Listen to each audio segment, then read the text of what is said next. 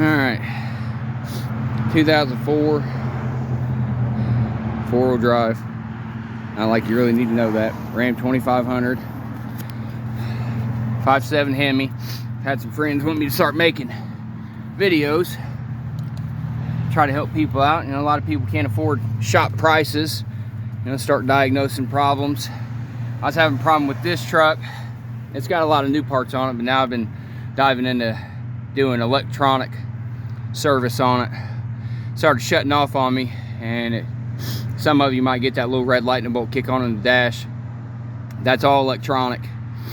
And you know, I got some friends that are Mopar master certified techs, stuff like that. I'm not a master certified tech by any means, but I know what I'm doing, and I'm a technician by trade.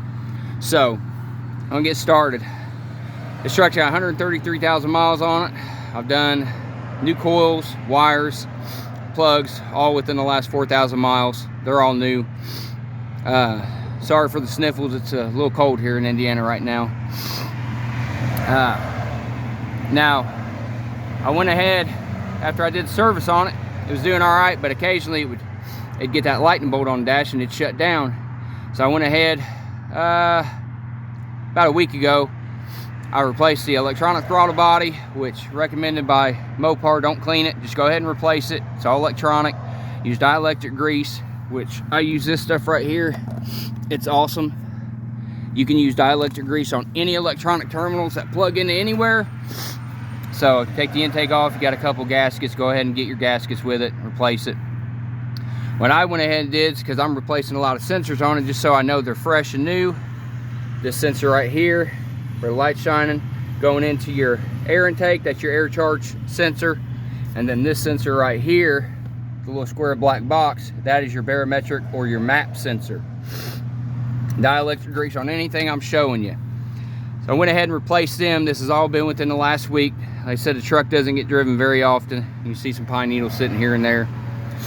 But it's got low miles. I love the truck, man. And I'm a big Hemi fan, but sometimes these damn things, they'll give you a headache.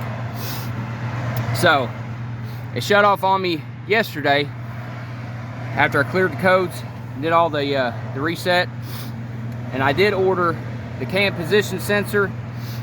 When I got the throttle body, I just didn't get around to doing it. Like I said, I don't drive it very often. But right now, it's what I'm doing. I've already replaced it. And what you gotta do is, of course, take your intake off. It's a little 8mm bolt. Take that little collar off. Pop that whole top of the lid off. And then your box that sits right here, it just simply, it pops out. Gives you a little bit more wiggle room to get down in there. Like I said, it's right underneath your alternator on this year model. It's cold. That right there is your cam position sensor. It's a 10mm bolt. I go ahead, when you undo the plug, there is no locking tab or nothing. It does simply lock in, but it's a squeeze style. You get your fingers in there on the back side like that, and you're going to want to squeeze it right here. You'll feel it. Squeeze it, give it a little wiggle, pop it out. There you go.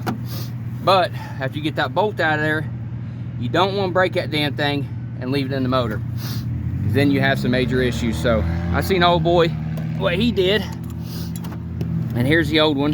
You know, it fits down in there just like that there. He grabbed a hold of it with some long pliers, and this is really hard plastic, so you don't have to squeeze it insanely hard. You grab a hold of it and get it up close as you can. You know, you get a little wiggle. You don't want to do a whole lot of back and forth. You might snap that housing off in there, and yeah, it's game over. So that's the old one. It's kind of gnarly. I wiped it off a tiny bit, but she's kind of gnarly. So that's replaced. Another thing, it's not a bad idea to go ahead and replace is your crank position sensor. It's that sensor right there. 10mm bolt. Pop it out. Like I said, electronic grease on every fitting. Maybe around the O-ring.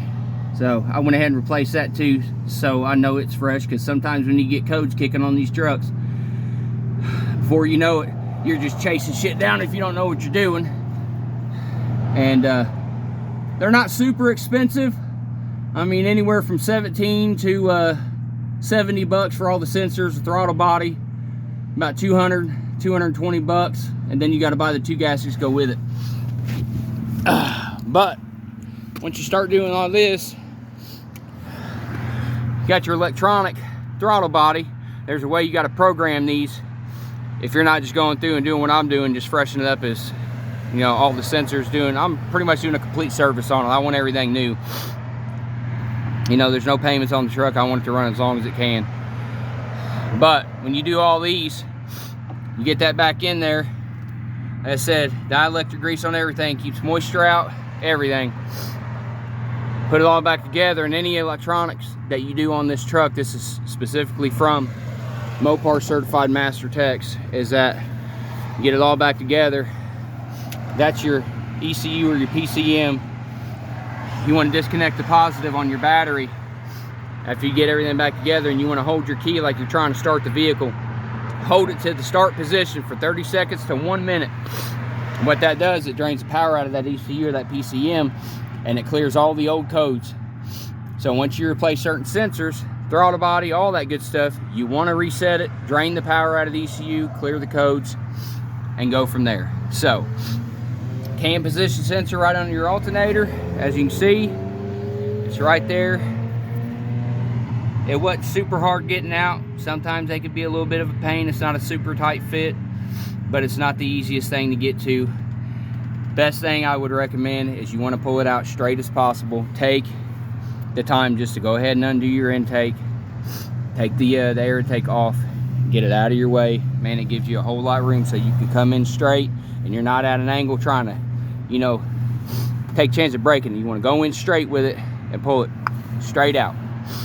Like I said, use dielectric grease all your fittings, around your O-rings, and ain't gonna hurt nothing. I even use a little bit of dielectric grease on the bolts when I put them back in.